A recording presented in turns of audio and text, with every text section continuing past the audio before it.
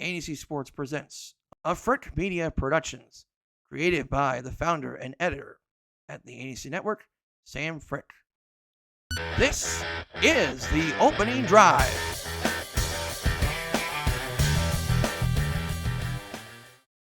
Welcome to episode 5 of the opening drive. My name is Sam Frick. I'm the founder and editor at ANEC Sports, covering schools across Northeast Indiana, Elkhart County, and the area of Marion, Indiana.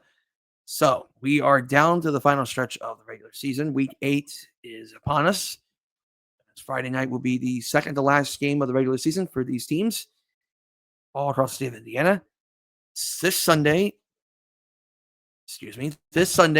will be the draw for high school football. We've had draws over the past couple of weeks across other fall sports. Unfortunately, I was unable to do previews for soccer. That was just a time constraint that had to be addressed first. And so, unfortunately, I was unable to do soccer previews. Hopefully, I will be able to do the volleyball previews. You will see an episode on Know Your Volleyball coming up in the coming hours ahead. So you'll see one posted later on where me and Joe Northern will talk about volleyball heading entering the state tournament. So we have a couple interviews for this episode, so we're going to go by this one pretty quick. So at this point in the season, we're just going to highlight the more important things to watch for each conference. I don't want to talk about every team at this point in the season.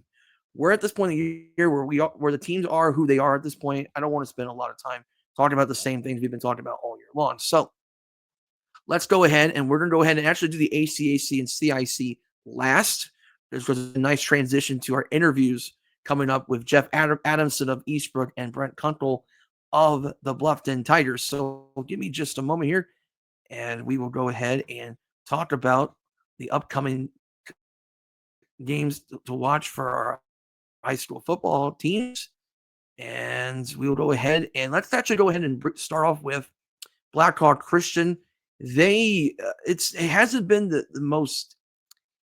easy transition for the Braves. They have struggled since joining the full varsity football team, but lately they've found some success. And this past week against Irvington Prep Academy, the largest margin of victory in Blackhawk Christian history, with a 66-0 win over Irvington Prep Academy. So a great win for the Blackhawk Christian Braves, who were led by their talented running back. Hold on, just want to make sure I get his name here real quick. And Chip Bennett.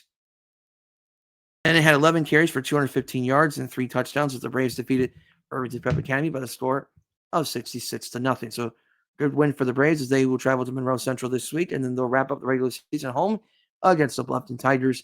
They play in 1A Sectional 43.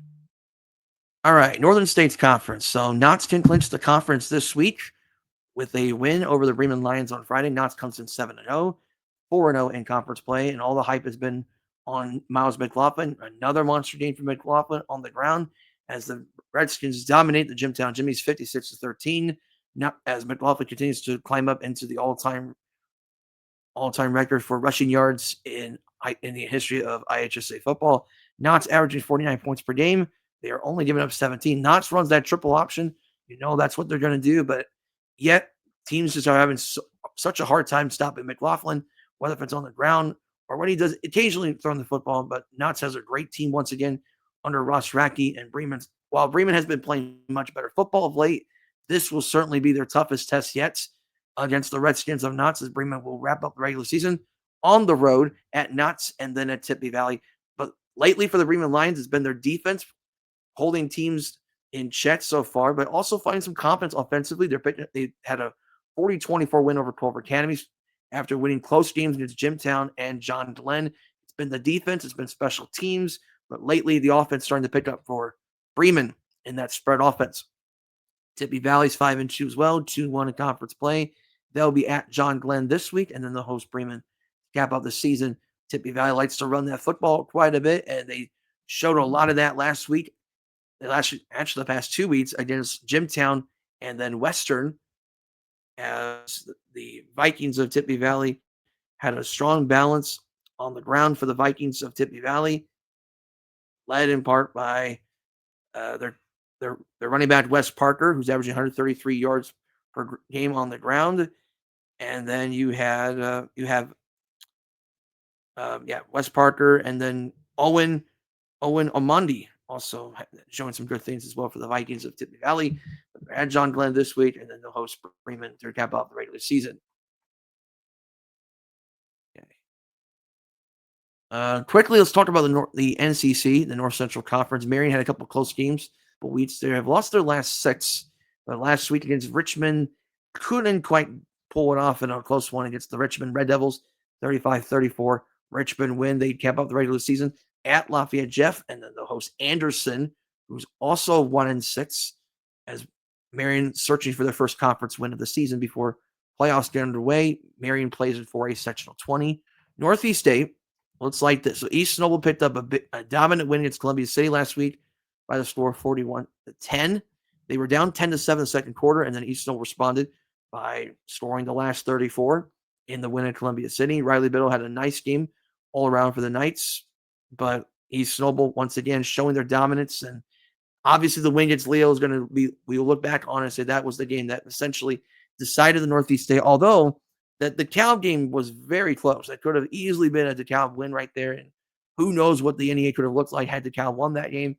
But nonetheless, right now you look at the NEA, East Noble in first, Leo in second, DeKalb in third, as Leo is off a 35-28 win over Huntington North. That game was actually a little bit closer than what the game actually was for the most part. Leo pretty much, they were up by double figures most of the game. Huntington North did come back late to cut it down to 7. But at the end of the day, Leo still played well enough to win that game 35-28. Nathan Foster ran for over 240 yards in that contest as Leo approaches the game against Columbia City at home in week 8. I'm sure Leo remembers that loss last year quite well. And they eventually pulled off a walk-off win for the Columbia City Eagles in bizarre fashion, 21-18 at Columbia City.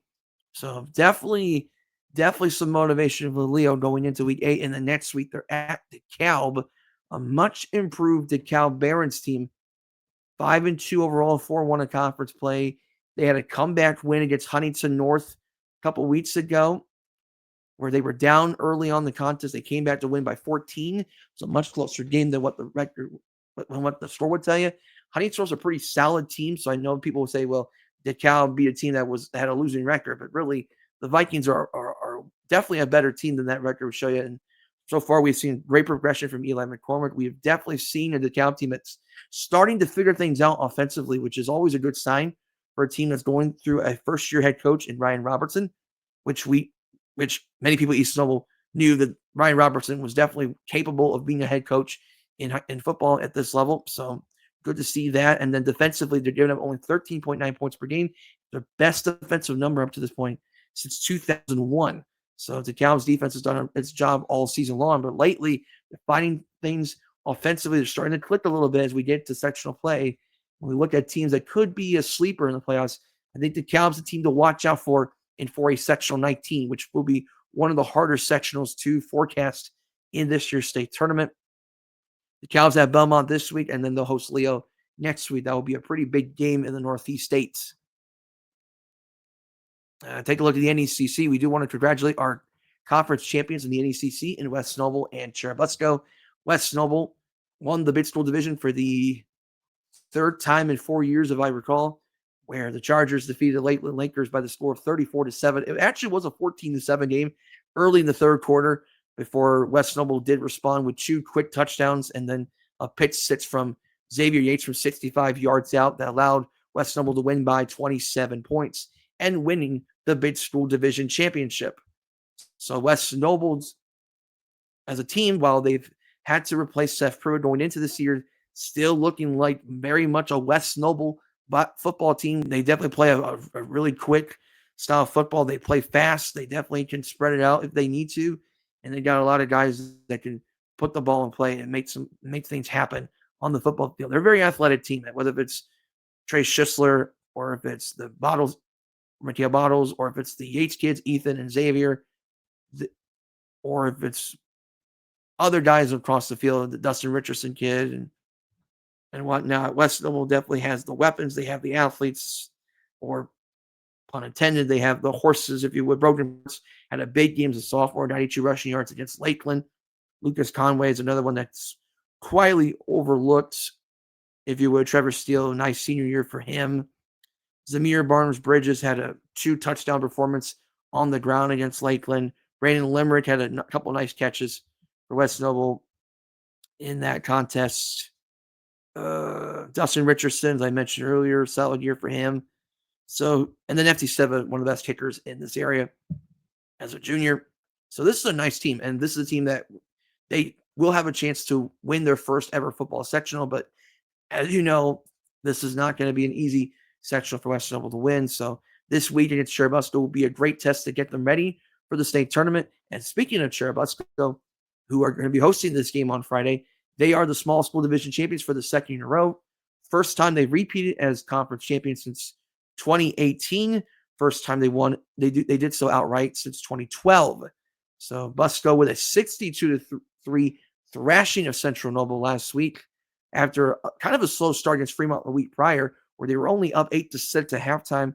They eventually pulled away with a 36-14 win. By the way, we have not announced this yet at NECC Sports, but Wes Ott did win Football Performer of the Week for this week. So congratulations to Wes Ott of Churubusco. He is our Football Performer of the Week. We'll get that posted in a later date. But Churubusco having a great season led by the Lawrence kids, Wes Ott, Carson Tonkel, Grant Sievers. Churubusco's defense has done a really good job all season long under Paul Sade, holding teams to 11.6 points per game. And you look at Churubusco over the course of recent years, this is their best defensive season since the 2017 team that were holding teams to just 9.7 points per game. So this is definitely a great defensive year for Churubusco. Great test coming up against West Noble. Last time they played the Chargers a year ago, they had basically, as Paul Say would like to allude to, kind of was a no-show against West Noble last year. And so obviously that loss definitely is on the mind of Paul Sade, and they definitely want to get off to a better start this time around against the West Noble Chargers. This is a great test for Churubusco, as they'll be going into perhaps maybe the small school version of the sectional doom in 2A sectional 35, which includes Bluffton, Adams Central, Eastside in that sectional. Manchester also pretty solid team as well. So this will be a good test for the Wing T offense of Churubusco, how they match up with West Noble's defensive front, and how Busco's defense matches up with the speed and the athleticism of West Noble. I think is going to be key. Can they hold off Trace Schisler, quarterback? That's going to be the key here on Friday night. And then they'll wrap up the season at Fairfield, where there's a trophy on the line. I don't remember the exact name of the trophy, but basically it's a trophy that resembles an eagle in that trophy. So there's a trophy game every year between Busco and Fairfield. And so the last 2 weeks of the season will be a big game against West Noble and then the trophy game against Fairfield at Fairfield. A couple of games I want to mention briefly. Fairfield at Lakeland. That should be an intriguing game. Fairfield's had a couple close losses over the past recent weeks, I should say. And last week against Garrett, 14-14 tie. Carter Field Watson with the game-winning touchdown for the Garrett Railroaders as they defeated the Fairfield Falcons 21-14 in overtime in that contest, as Garrett gets a big win in divisional play. Fairfield's lost their last 3 games. Garrett's picked up a win to snap a 2-game skid. Garrett is at Angola, and that's a big rivalry game in the NECC. Angola had a tough loss at home last week against Andrean, one of the top teams in the state in Class 2A, a powerhouse football program in the region in Northwest Indiana. So a good test to get them ready for Garrett. It should be a fun game. It should be a physical game at Angola between one of the oldest rivalries in all of the area between the Angola and Garrett. And the Angola will wrap up the regular season at Eastside. Garrett will wrap up the regular season at Central Noble. Meanwhile, Lakeland, tough loss to the West Noble Chargers last week. Couldn't get anything going offensively against the Chargers defense. Be tested again against Fairfield at home, and they'll be at Jimtown to wrap up the regular season. And then the Falcons will wrap up the regular season next week when they host Churubusco. All right. Let's take a look at the NIC very briefly. Penn and St. Joe tied for first place with 5-0 conference play Elkhart with 2 close losses in the past couple of weeks at the hands of South Bend St. Joe and to the Penn Kingsmen. And so Elkhart, obviously now their focus should be set on preparing for the state tournament. They have 2 games on the road to wrap up the regular season at Mississinewa, Marion, and South Bend Adams.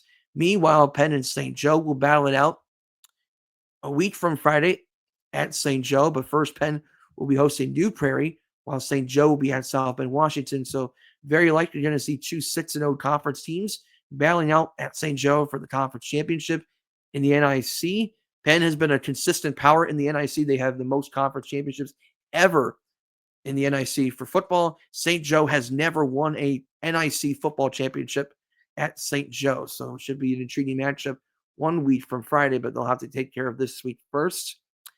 NLC football, Mishawaka's 5-0 conference play. The Caven, they will play at Plymouth this week, and then they'll wrap up the regular season when they host Wawasee. So the Caven very likely in a good spot to win the Northern Lakes Conference. Concord 4-1 in conference play. They'll be at Elkhart when they host Wawasee, and then they'll be traveling down to Lucas Oil Stadium next week to play Plymouth, and that's how the regular season will conclude. And when we get going in sectional play, I'm curious to see how Concord arranges the sectional tournament play.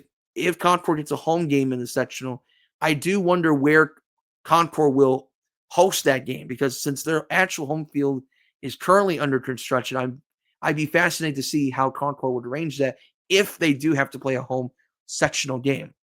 But that is to be determined, of course. Northwood, they will be at Warsaw.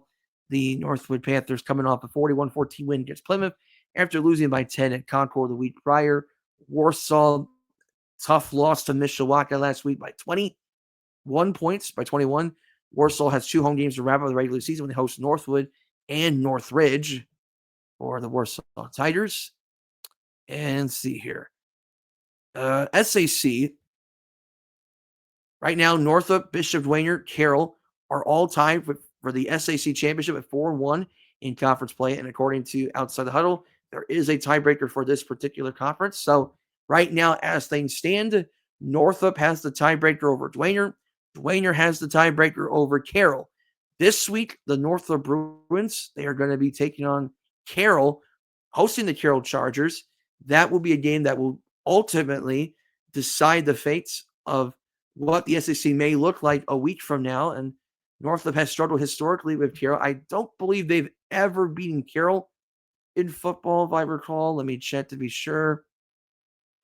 I don't recall this ever happening. Okay, I take that back. So 2018, they did beat Carroll in 2018, but they haven't beaten Carroll since then. So this is going to be a big game for Northup to get that win. They have been really good this year with David Callison at quarterback. You got Quay Guilford, the wide receiver. Lately, though, Northup's been getting contributions from everybody. And so it hasn't been just Callison and Quay Guilford stealing the headlines. It's been the defense of Northup lately holding teams down. They have not given up more than 18 points since that loss to Homestead in week 4. And had it not been for that fourth quarter collapse for Northup, we're talking about a 7-0 Northup team going into this week with an opportunity to potentially win the SAC. So the Bruins are in a position right now where if they win these next 2 weeks, the Northup Bruins could win their first SAC championship since sharing the conference in 1999, and an opportunity to win their first outright conference championship since 1977. So Northup's in a really ideal situation right now. Carroll obviously playing good football right now. They won their last 3 games. Obviously, Snyder game was definitely a surprise the way they won, by how much they won. 49-0 win against Homestead. A little surprising about the margin of victory.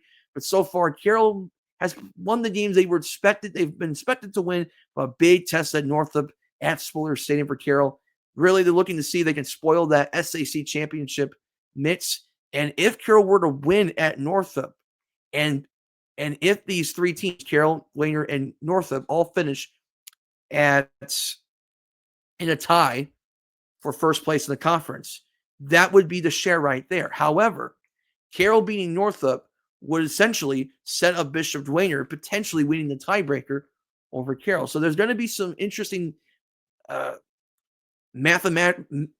going to be some interesting math that's going to have to be worked out over the next couple of weeks if this happens. But if Northup wins this week the championship scenario becomes a lot more clear for the Northrop Bruins. Carroll will wrap up the regular season next week against Bishop Luers. Northrop, they'll wrap up the regular season when they host the Wayne Generals. Dwayner, this week, they are going to be hosting Snyder. Nice bounce back win for Dwayner, 27-7 win at Luers, following a tough loss at Northrop 21-18, where Levi Porty ran for the game-winning touchdown in the fourth quarter to give Northrop the 21-18 win and their first win against Dwayner since 2012. So Dwayner looking to stay in the SAC hope and hoping that Carroll can beat Northrop, giving Dwayner a little bit of help in that SAC race. And they'll wrap up the regular season next week when they host Southside. But first things first, they got to take care of that rivalry game against the Snyder Panthers for Bishop Dwayner. And then lastly, the TRC. This conference championship still has yet to be decided, but right now it looks like we are in a crash course scenario where potentially we could see McConaughey and Rochester battling out for the TRC championship. But before we do that, they got to take care of this week first. McConaughey this week, they're going to be host at Manchester, I should say. They're at Manchester. A couple of close games the past few weeks. They've been tested the last 3 weeks against some rivalry teams in Peru, Northwestern, and Lewis Cass. Peru game was a lot closer than I think some people anticipated. 31-28 McConaughey win at McConaughey. They won by 14 at Northwestern. And then last week, it's a good Lewis Cass defense. McConaughey grinded out to a 21-13 win against Cass. It really just shows you the resiliency of McConaughey. This is a team that kind of ran the scoreboard the first 4 weeks of the season, but the last 3 have been a lot closer for McConaughey, and they've had to kind of grind their way to win, so to speak. So this has been a good few weeks for McConaughey to get them tested, get them ready for the playoffs, which 3A27. Definitely not a slouch with Twin Lakes Western being in there as well as Northwestern being in that midst as well. Peru's a pretty solid 1-6 team. West Lafayette's pretty battle-tested for a 2-5 team. So sectional's pretty tough. So big game in Manchester this week, a pretty solid Squires team that can put up some points if they need to. This will be a good test for McConaughey. We'll get them ready for potentially the TRC championship game at Rochester. And speaking of Rochester, a team that's only given up 4 points per game, one of the best defensive seasons in Rochester history. They have given up a grand total of 4 touchdowns all season long, 2 of which came last week in garbage time against Northfield. Rochester winning that one 51-14 against the Northfield Norse. Rochester with 4 shutouts on the season. This week are at Northwestern. Rochester's defense will certainly be tested this week against a pretty solid Northwestern team that won the TRC last week. But right now, if Rochester and McConaughey win out this week, they will be meeting for the championship next week with Rochester hosting the contest. And this is going to be a key matchup, one of the biggest games in Rochester history for the Rochester Zebras. McConaughey, one of their biggest games ever for the Braves. And so McConaughey looking to win an outright championship. Rochester looking to snap their conference droughts as well. But this should be a fun matchup. No matter what, no matter how things go this week, that Rochester-McConaughey game will be an exciting game and very likely going to be an ANEC game of the week of sorts. Lastly, let's go ahead and get to the ACAC, the CIC. And I just want to run down the key scenario here. ACAC football, Bluffton and Adams Central, 7-0. Both teams undefeated going into this week. The Jets have been tested, as you would expect them to, for defending state champions. Couple close wins along the way. They've been dealing with some injuries, had to work some things out here and there. But overall, still Adams Central football. And so don't kid yourself when we say Adams Central is still Adams Central when it comes to their football dominance, if you would. And they showed that the last 2 weeks against South Adams and a much improved Southern Wells team. A lot of Jameson Roach for the Jets, but the Jets defense continuing to do what Adams Central does best and good to see. And good to see the Jets starting to get healthy too, because I think that was one of my concerns coming out of that Garrett game was how are they going to be able to deal with some of the injuries on defense to start the year. And so far, they have done a very nice job of dealing with adversity, if you would, for the Flying Jets of Adams Central. Good to see Cameron Fravel back out there in the South Adams game for sure. That was certainly helpful there for the Jets.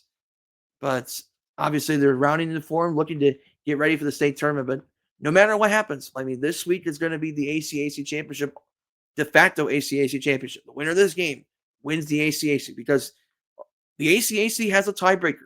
I know some people think they don't, but they do. I know that because I've got confirmation from the ACAC commissioner. So that means there is a tiebreaker in this conference. So the winner of this game will win the ACAC. Adams Central's won 29 straight conference games, dating back to 2020. A little bit more than that overall when you count the playoffs.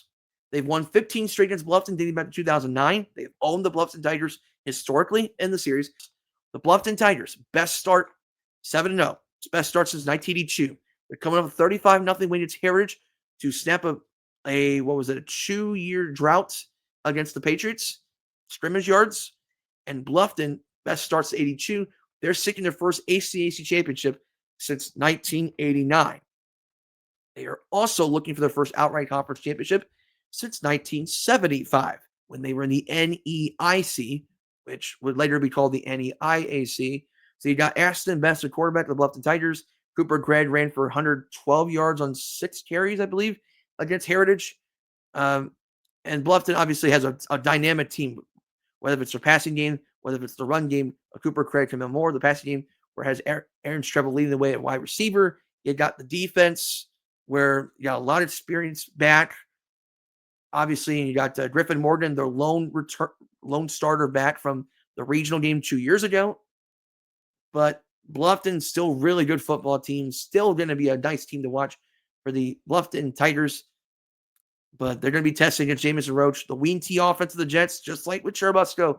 You got to watch out for the run game of Adams Central. A lot of misdirection with Adams Central. There's a sense of unpredictability with the Jets offense. And more importantly, they are one of the most disciplined teams in the state. They are disciplined in terms of their tackling. They're disciplined in terms of their fundamentals. They don't make a lot of mistakes. And so for Bluffton, they have to make sure they play as clean a football game as possible and not let the moment get too big, because a lot of times in big games, sometimes with high school kids, they get too hyped up in the moments, and sometimes they just play a little bit sloppy because of that. So hopefully for Bluffton, they can stay focused at the hands of what is at stake for the Jets. And more importantly, just realize this is a game to get them ready for the state tournament, more importantly than anything else, because they're going to have to play Adams Central more than likely at some point in the state tournament. And even if they don't play Adams Central, you still got Busco, you still got Eastside to worry about, you got Manchester once again. So still a pretty good section, all things considered. But the winner of this game will take home some conference hardware. Lastly, CIC football, Grant County rivalry in the midst. And just like the ACAC, the winner of this game will win the conference because they have a 2-game lead on everybody else, at least in the conference standings. So the winner of this game will win the CIC because of that. Mississinewa, they have won the conference the last couple years. So that means they have won the Milk Can Traveling Trophy, which is the trophy won by the team that wins the conference. And so Mississinewa has owned the series lately. They've won the trophy the last couple years, and Ole Miss's defense has been strong. And you'll see my interview with Coach Adamson. Ole Miss is led by a former Eastbrook Panther coach in Jeremy Lochner, and Eastbrook grad no less, as the Ole Miss Indians looking to repeat once again as CIC champions. They're going to be traveling to Eastbrook, take on the Panthers, and they've had a couple of close games this year. But last week against Madison Grant was an interesting one. They were down early against MG, a team that really plays a power brand of football. They have a really good running back to MG. They play physical football, and you expect more of the same with Ole Miss this week. But I think the big difference with Ole Miss is they are a lot faster football team, and they got some serious athletes led by Elijah Monday of Ole Miss. So Gibson and Eastbrook, Bodie Howell, the quarterback for the Panthers, will look to try to spoil Ole Miss's run of the CIC dominance and looking to bring their first conference championship since 2021 for a conference that's been around since 1934. And by the way, Eastbrook's got one more home game next week to wrap up the regular season when they host Oak Hill. Meanwhile, Mississippi will host Madison Grant to wrap up the regular season. And that's the opening drive in terms of the slate of games we're going to be talking about this week and what's to come for Friday night. Now I will shift over to my interviews. First with Jeff Adamson, the longtime head football coach at Eastbrook, and Brent Kunkel, the head football coach of the Bluffton Tigers. Joining me is the head football coach of the legendary Eastbrook Panthers, Jeff Adamson. He's been coaching as the head football coach at Eastbrook since 1989, and his team is one win away in the conference from a CIC championship. Coach, how are things going for you in this important week 8 of the season for your team? Well, we're only a couple days into practice this week, but it started off pretty well. That is for sure. As Eastbrook enters this week 7-0 and 5-0 in the Central Indiana Conference, and so you have a big match coming against Mississippi. We'll talk about that game in a matter of moments, but I want to first take you through your time at Eastbrook. You've obviously are an Eastbrook grad, so you know the community very well from your playing days and whatnot. Can you take me through your timeline here at Eastbrook and just talk about the lasting memories you've had in the school?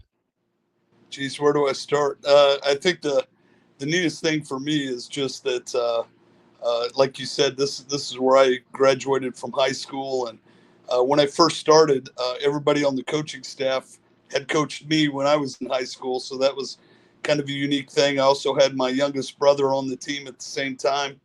And then just having been here for so long, I was out here tonight watching a middle school football game, and there were 3 former players that came up in the press box, that have either a kid on the team or a nephew on the team or something like that, and it's just really cool.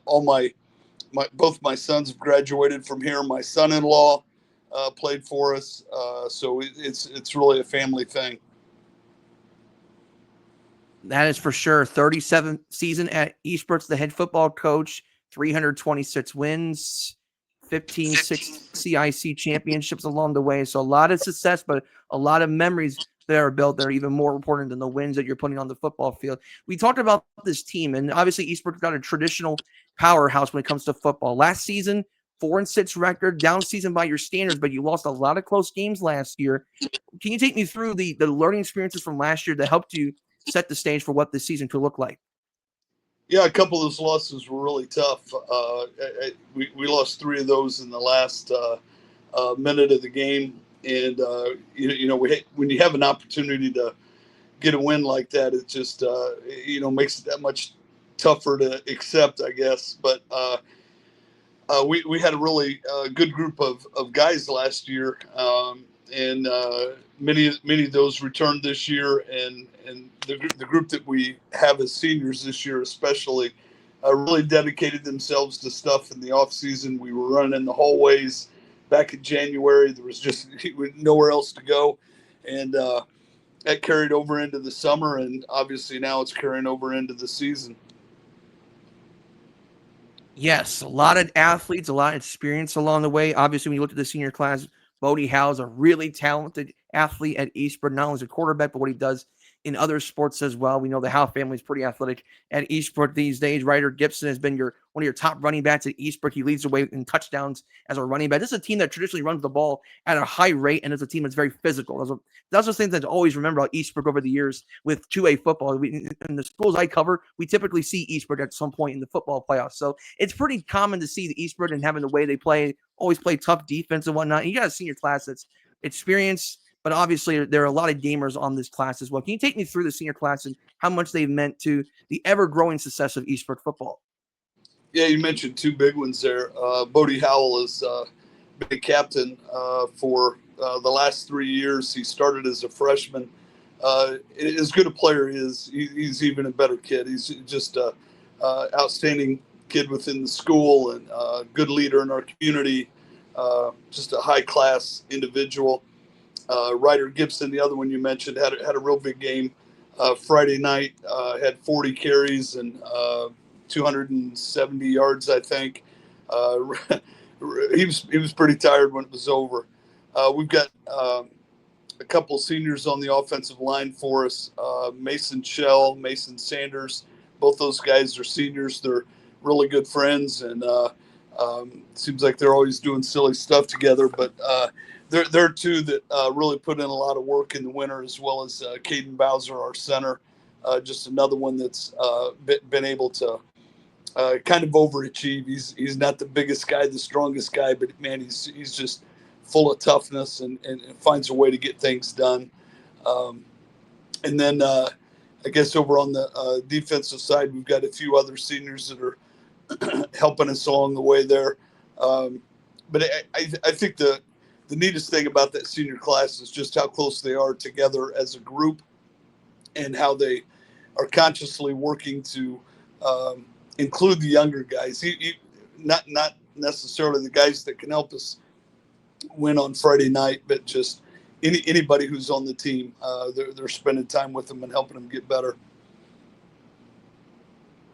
And we're talking about the guys that come in practices, guys helping the practice squads, helping out with all the smaller games around the communities. Yeah, I've been through that before as well. So there's more to the team than just the wins on Friday nights and whatnot. And that's what makes football special, especially those small towns like Eastbrook, where you get that small community feel that you don't always get with the larger schools and whatnot. You look at the schedule, Coach. You open the season with two larger schools in Huntington North and Concordia. You had a long road trip to begin the season at Huntington North, Concordia, and Frankton. Huntington North was an interesting one because you lost to them last year. They made it to regionals for the first time since 1993, if I recall. And that was a game that came down to the wire. It came down to, I think it was an extra point to decide the outcome of the game at Huntington North. 21-20 winner there. That was a big win to get the confidence for this team going into the rest of that non-conference slate. And then you had a big win in the home opener against Alexandria, 34-24. And then you mentioned the Madison Grant game last week, 31-26. It really was a clash of titans, if you would, between two teams with two talented running backs, if you would, two physical football teams. And really, it just felt like it was a sense of a playoff football game, if you would. Take me through the three games with Huntington North, Alexandria, and then Madison Grant. Because to me, those are the three games to look back on and say those are probably the highlights of the season up to this point.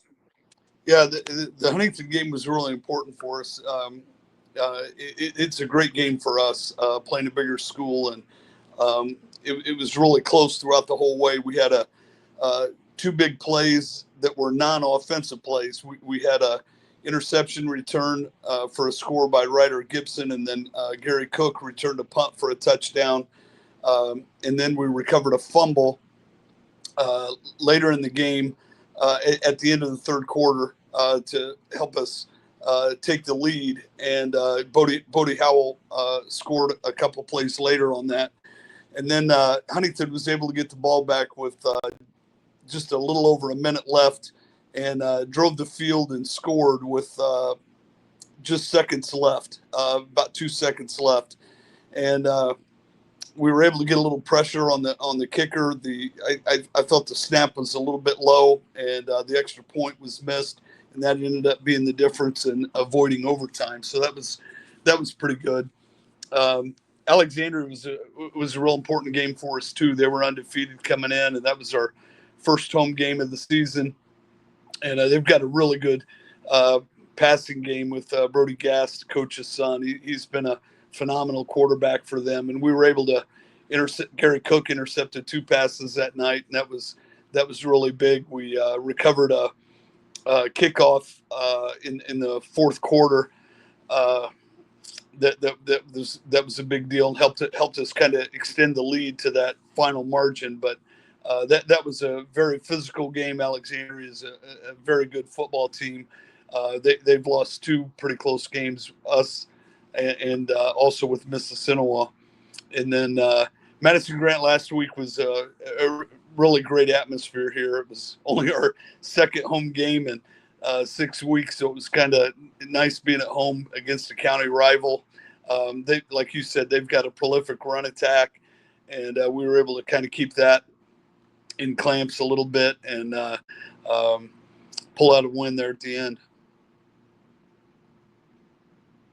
Yeah, this is Jeff Adamson of Eastbrook as they prepare for another championship atmosphere coming up on Friday when you're hosting the Mississinewa Indians. And over the last 10 years, when it comes to CIC football, which dates back to the 1930s, so it's almost 100 years old, Ole Miss and Eastbrook have been the consistent teams over the last decade. So there's a lot of extra at stake between these two teams beyond the fact they're county rivals. Ole Miss has won the conference over the last couple of years, and I've been told that there's a travel milk can trophy for the team that wins the conference, if I recall. And I know Ole Miss has some bragging rights for that coming in. But when you look at the Ole Miss Indians, they got some athletes as well with Elijah Monday, Callan Quaderer. This is a team with just a ton of athletes, and they got a new head coach. But when you watch Ole Miss, there isn't that much different from this year's team compared to last year. What are some things you take away from Ole Miss that are going to be a challenge on Friday night? Because I know with Mississinewa, they're going to be fast on the football field. Yeah, they do. They've got a lot of speed and also a lot of size, and they're a very well coached team. Jeremy Lochner is an Eastbrook grad and was their defensive coordinator the last couple of years, and he's done a phenomenal job getting them going this year. But you mentioned Elijah Monday. He's a phenomenal athlete. He's a great defensive player and solid runner in the backfield. They've got a really strong run game, and they've been able to throw, when they want to. I think for the most part they've been able to keep it on the ground when they want to as well. So we're going to have a big challenge with that.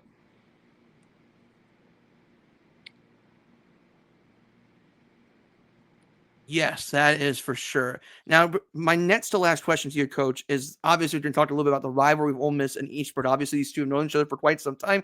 Eastbrook's only been a CIC member since 1998, so it's still only about, I don't know, nearly 30 years old since Eastbrook's joined the conference. But can you speak on behalf of the tradition with Eastbrook and Mississinewa on a Friday night football game? Because these are two schools playing small towns, and it seems like everybody knows the football team better than a lot of schools can say. So can you speak on behalf of the rivalry in the two communities that are involved every year for a football game? Yeah. Our two schools, school districts kind of butt up against each other. So it's a geographical rivalry, just being so close to each other. But there were several years where we had kind of dominated that game. And here within about the last 6 or 8 years, it's been incredibly competitive every year, except for last year. They took it to us pretty well, so we need to come in with a little chip on our shoulder, I think. That's one of those teams, I think, besides the rivalry, I think it's, you're looking at, if you're wanting to win the Central Indiana Conference, that's one of the teams you're definitely going to have to play well against and beat if you want to have a chance to win it. Yep, and more importantly, it gets you ready for the playoffs. As we're just a couple of weeks until the state tournament, and I know the draw is coming up next weekend for the IHSAA. And I know here at NECC Sports we'll be keep an eye on what's going on with all the sectionals across the area schools that we're covering here. So, one last question from your coach. Obviously, 37 plus years of coaching football at Eastbrook, lots of memories. Are there still some memories you look back in your history and say, "Man, that was a special moment that I was a part of, and I'll remember forever"? Well, I mean, obviously, if you get a chance to go to state finals, that's something that sticks with you. And we've been fortunate to play down in Indy 4 different times, and those things are great. But I certainly remember having an opportunity to coach my sons and my son-in-law, and I get a memory every day with our coaching staff. Almost all of them are Eastbrook grads. I'm fortunate and blessed to be able to coach with some of my very best friends, and so every day is it's neat to walk out of school and get on the practice field with those guys. I just think I'm flooded with thoughts as you ask me that, because there's so many. But along the way, we getting to play in a state championship is great. But even with those teams, you had so many incredible wins just getting along the way. And my favorite memory really is just like tonight. You get to see some former players come back, and I'm coaching. I think right now we've got like 52 kids on the roster, and I think we counted. I can't remember if it's 14 or 16 that have some kind of direct connection. Either their dads played here, or they had an older brother that played here, or some kind of relation that has played here before. That we have coached, and so it really is kind of a family atmosphere when you think of all those connections. And just watching a junior high game here tonight, I get to see 3 or 4 guys that you coached, and that's always a blast. Yeah, I think that tells a lot about the career of Jeff Adamson of the Eastbrook Panthers. A long career, a career that we remember for a long time. So, Coach, any final thoughts before we let you go? No, I appreciate what you guys are doing, keeping football alive and well in Indiana. Appreciate it. All right, Coach. Thank you, and good luck on Friday as you host the Mississinewa Indians. Okay, thanks, Sam. I'm here with the head football coach of the Bluffton Tigers, Brent Kunkel, as his team is in ACAC championship situation this week when they host the Adams Central Flying Jets in a massive ACAC contest. Coach, how are things going for you for your 7-0 Bluffton Tigers, your best start in over 40 years? Yeah, I mean, it's been a great start to the year. Obviously, we've talked a lot about getting to this point in the season. Adams Central is the standard in our league, and they are everything that people say about them. I mean, they are extremely well coached. They've got dynamic players on both sides of the ball. The culture in which they do things is so impressive. So yeah, it's been a big topic of conversation for us leading into this season. We liked the pieces that we were bringing back off of last year's squad. And we kind of knew like, hey, if we can get the ball rolling early, we have a chance, looking at our schedule to be in the situation we're in, be 7-0, hosting the best team in the state of Indiana, hosting the best team in our conference, with a chance to see where we stack up and see where we measure up. So we're very, very excited for the challenge. It's going to be an awesome atmosphere down at Bluffton on Friday night. I've told the guys and people who will listen that I legitimately think this is the biggest regular season game in school history. When you look at all the things that factor into it, you mentioned 40 years ago, Bluffton started off 10-0 in 1982. So obviously our best start since 82. And, there haven't been a ton of huge regular season games since then. We've played some sectional finals. We've won a couple sectionals and played in a regional, sure. But in terms of regular season games, I don't think you're going to see one bigger than what we got coming on Friday. That is for sure. The Jets have been the class of your conference, especially one of the top teams in all of Indiana for small schools for the last 4 or 5 years or so, not naming Indianapolis. So last year's team was 6-4 last year. You won the first, I believe you won the first 6 games last year. Had a really nice team. I think kind of came under the radar last year. And then you played Heritage and then you kind of struggled down the stretch here. But obviously you return a lot back from the team. Aston Bass, Kamel Moore, Cooper Craig, a lot of guys back on the offensive side. Some newer pieces on the defensive side this year, but still a really good football team nonetheless. How much have you learned from that team last year leading up to this year? Yeah, I mean, we talked about it a lot. Last year we were, like you said, under the radar. We replaced a ton of starters off our back-to-back sectional championship teams, and we were very young last year. Axton, Cooper, some of those guys you mentioned. We've had a lot of guys playing varsity football for the first time, some as sophomores, some as juniors. And it took us a little while to kind of find out what it was like to get beat around a little bit. Heritage took it to us last year. That was a phenomenal team that Coach Hollinger had in his first year. And, having Coach Colkman on our sideline, they had a little motivation in that game. And they played lights out. They played phenomenal, and then we go to Adams Central. We had some bad things happen early. We had 2 punts blocked, but you know what? At halftime, it was an 8-point game. We found a way to claw back and kind of set the tone. We lost a tough one to Franklin County, at the end. And then, as the draw would have it, we drew the state champs, in round 1. So, which that kind of led us into the off season, and we knew losing the guys we lost. We had 2 starters that saw the field, 2 seniors that saw the field last year. So we knew we were bringing 18, 19, 20 starters back to this season. And our approach the whole off season was with that mindset, was getting back to trying to get back to 6-0, trying to make it to 7-0 and set it up like we have for Friday. So pleased with our kids and how they played, how they've responded, how they prepare. It's a fun group to coach, and looking forward to keeping going here as long as we can. Yeah, before we talk more about Adams Central, I just want to lead up to this week. So I want to first talk about the start of the season, which your first couple of weeks were definitely not an easy first few weeks of the year. You went to Shenandoah to begin the season, and that was an interesting first week. You were down late in that game at Shenandoah, and your freshman kicker, nonetheless, made a big field goal very late in the contest to win that game by 2 points.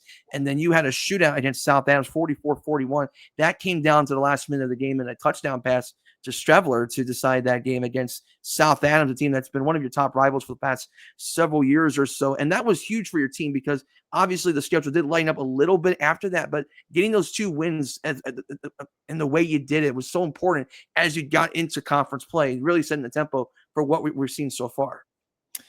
Yeah, I mean, you nailed it. I mean, we're a couple plays, that go in the other direction from, being 5-2, at best heading into this game. Shenandoah was a great start for us.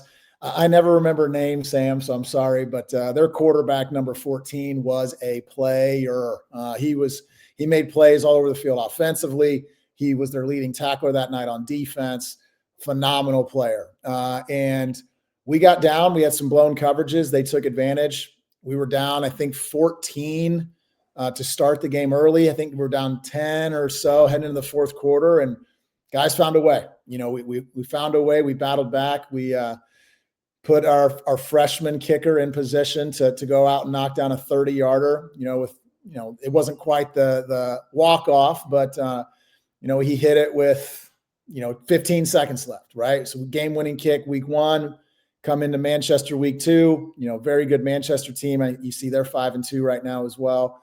We kind of took care of business in week 2, but then week 3, South Adams has kind of been that team that we measure ourselves against. We would love to say that the Adams Central is our rival, but we haven't beaten them. So South Adams is a team that we measure ourselves against early. I would say that's a rivalry game for us. The Lehman kid, their quarterback, had a phenomenal night throwing the football. And we just were able to make a couple plays late. Axton Best took over with about 3 minutes left, drove us down the field, hit AJ in the corner of the end zone with about 30 seconds left to seal that one. So you like seeing that from your football team, especially early on, but that's the kind of character and the perseverance that this group has. It's never say die. It's next play mentality. When South Adams scored to go up late with about 2 minutes left, 3 minutes left, I heard Axton on the sideline say, "Good. Now we get to go have a game-winning drive. Let's go, boys." And when your quarterback says that, everybody else falls in line. So it was a cool moment, and past 3-4 weeks here, we've been kind of able to put teams away early, which has been nice to get rest. But that's obviously not going to be the case this Friday night. And Ashton Best is just a junior, by the way, for those who are wondering. So that shows you the confidence of the leadership he brings to the Bluffton Tigers. Last week's game at Heritage, that was a pretty big game.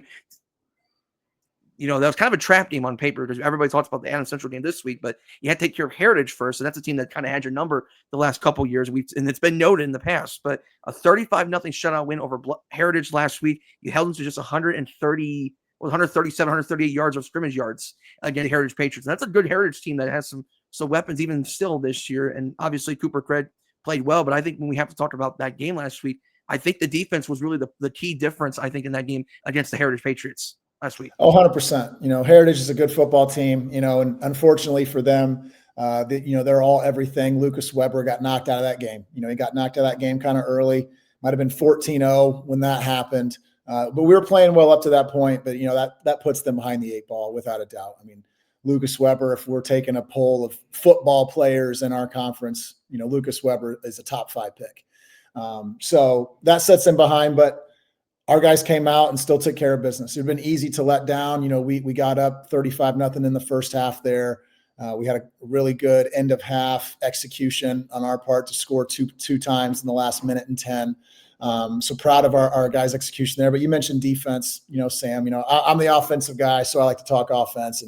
But our defense, led by Coach Kolkman and the defensive coaching staff, if you look at the past several games, the past 4 games that we played since South Adams, we haven't given up a defensive touchdown to on our varsity defense in the last 4 games. So that just speaks to how well Coach has these kids prepared. It speaks to a kid like Griffin Morgan, who is the only player on our defense who started in that Bishop Luers regional final, 2 years ago. He's been starting for us at inside linebacker since his sophomore year. So he really captains it. He makes a lot of the calls, makes a lot of the checks. But we got some good kids up front, some good kids on the back end. Obviously going to be very, very tested this Friday. But to come through 4 weeks, 4 conference opponents, 4 familiar opponents, and play the kind of defense that we have, again, just speaks testament to our coaching staff and our kids going out and playing hard. Yeah, Brent Kunkel, Bluffton Tigers looking to win the ACAC for the first time since 1989, having not won a conference championship outright since 1975. So history on the line for the Bluffton Tigers, taking on the Adams Central Flying Jets. 29-game conference winning streak dating back to 2020, 15-game winning streak against your team since 2009. So the Jets have had your number, but you know what the Jets, you know what to expect. That Ween T offense they run at Adams Central, a lot of deception. There's a lot of paying attention to detail with the way they run the football. Jamison Roach have an amazing career at Adams Central's quarterback. He's only a junior. Braylon Weaver is a tough receiver to guard, and they are one of the hardest teams to block or tackle, so to speak, because they're so disciplined. Michael Moser always builds a great program at Adams Central. So when you look at this team coming in, you have home field advantage, which is good, but you know the Jets are going to be a well-sound team.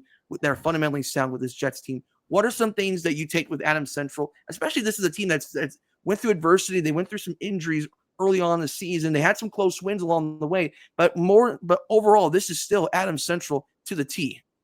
Yeah, and you nailed it, Sam. I mean, they are, again, when I talk about the class of our league, you know, they're the class of the state of Indiana right now. The things that Michael and his coaching staff and that program are able to do the last 4 years, I mean, find a better 4-year run. You know, sure, they came up short in the state title game, whatever, man. I mean, they're still there. They've still been able to do all the things that they've set out to accomplish year in and year out. So, you know, don't let anybody fool you. They're still very, very good. Yeah, you look at some scores, okay, but they're getting everybody's best shot week in and week out. And I can only imagine the grind that those kids have to go through because they're getting everybody's best. You know, each and every week, Adams Central is the measuring stick for everybody, and you know, that's what we want. We want this game to mean something, though, and that's what we've been trying to build our program to. We've been trying to build our program, you know, in the model of Adams Central, where it's year in and year out. You mentioned the offense that they run, and you know, I give Michael a hard time because he is such a good guy, but you know, everybody knows what they're doing, and they still can do it. You know what I mean? They're going to run belly. They're going to run Jamison on a quarterback keep. They're going to run boot play. They're going to run a counter coming back, but you can't stop it. If you're not disciplined, you cannot stop it. And it's just a testament to the program that he has built, that year in and year out, new offensive kids, new defensive kids, it doesn't matter. You know, they reload because they are so well coached. And I know he will never take credit for that, but somebody's got to be leading that group, and he's done a great job. So, we're, like I said, we're looking forward to the challenge, man. I mean, it's everything that we've wanted it to be. You know, I hope both teams show up for it because, you know, all of Monroe is going to show up at Bluffton on Friday night. We're going to bring, you know, a ton of people as well. It's going to be an electric atmosphere down here. And, you know, it's something that we've wanted to build here at Bluffton, and to see it kind of play out here this year is again, testament to our kids and our fans and our community coming together and doing the same thing. Yeah, and before I get to my last question, I want to make sure I mention Cameron Frable because he's one of the top defensive ends in the state of Indiana. Yeah, let's make sure we mention him. Great to see Frable out there recently. He's a dude. Yes, I have to mention him. He is that difficult of a player. Yeah. So yeah, I want to make sure I give him his flowers before we move on to my last question. Obviously, this is a big game, and this is week 8, big game, conference championship on the line. Bluffton football has been an exciting part of the community in recent years. Bluffton's had a lot of success in sports recently. Football has certainly helped that in recent memories as well. It's been an exciting time for the town of Bluffton to celebrate this football season as a whole. There's a lot of excitement, and so it feels like it feels like there's a lot of noise going into this game, but overall, it's just a football game at the end of the day, Coach. So before you take the field Friday, what would be the message you're going to send your players to get them ready to go for this football game? Yeah, it is a big game, and we haven't shied away from that. You know, this is what we want. This is the games that you want to play in. And I told the players when we come out of the locker room on Friday night, take a minute and look in the stands, look around, embrace it. You know, you got 2 top 10 teams who are undefeated, you know, playing in a football game at our place. It's senior night. There's going to be all those things that go into it. But the message I gave to them today is it's the biggest game that a lot of them probably ever played in their life. Sure.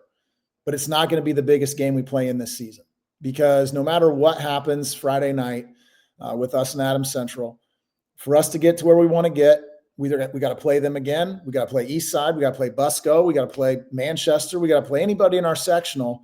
And that's going to be a bigger game. This is a big game Friday, and let's embrace it. And our message this week has just been that of confidence. You know, you've earned the right to be in this game. You're entitled to nothing, but you've earned the right to be in it because of the work you've put in. So let's embrace it. Let's have fun. Let's be confident. You know, let's let the chips fall where they may. Let's go out. Let's play hard. play smart, play together. And at the end of the night, we'll see where we stack up against the best in the state. And if it's not good enough, good. We've got a couple weeks to fine tune things and get better, and hope to see them again in a sectional. Yeah, that is for sure. By the way, the state draw is coming up Sunday for across the state of Indiana. So for those who are trying to, looking for what's going on this weekend, just reminder, Sunday's the state pairings for football. So just something to note there ahead of time on that. Coach, any final thoughts before we let you go on this Wednesday night? Yeah, I'm just excited, man. It's been a long week already, with the 3 days of prep. We got the script tomorrow to kind of fine tune some things, and Friday is going to be a long time getting to 7:00. But when it does, hopefully we'll be ready to go, and looking forward to a great test against a great team and a great program like Adams Central.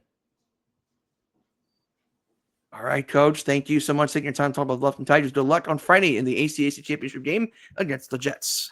Appreciate you, Sam. Thank you, buddy.